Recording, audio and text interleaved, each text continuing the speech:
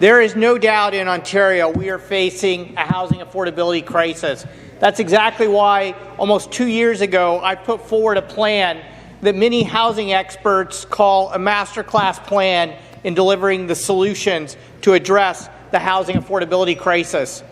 And it's clear from that plan that we put forward, from the government's own hand-picked housing affordability task force, from professional planners, that Ontario can address the housing affordability crisis without opening the Greenbelt for development. As a matter of fact, already right now, there is enough land approved for development in the province of Ontario to build 2 million homes, 500 more million homes than the goal that I think we all agree on of 1.5 million homes.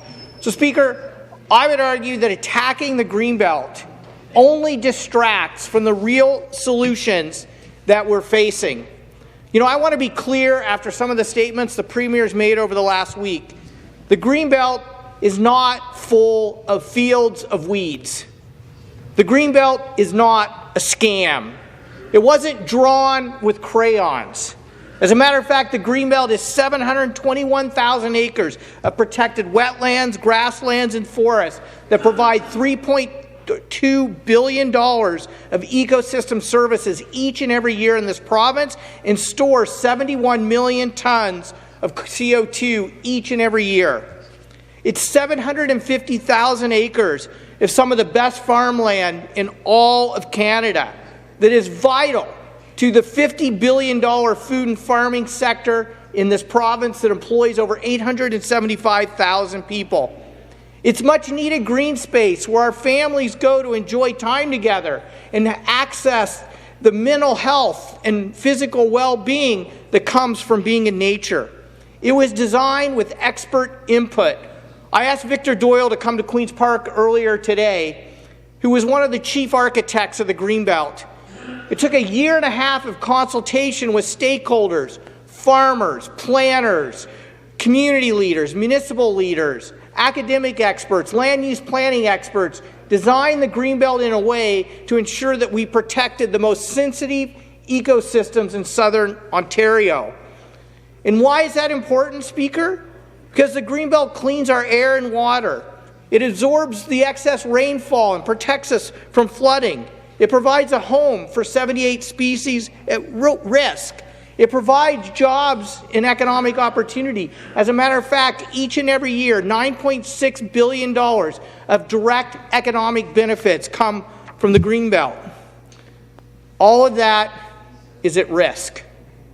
All of that is at risk because of a scheme to pave over the Greenbelt a land grab that is not needed to address the housing affordability crisis. As a matter of fact, if you talk to professional planners, they will tell you there's no reason for even 1 acre of the Greenbelt to be removed from the Greenbelt because we have enough land to build 2 million homes right now.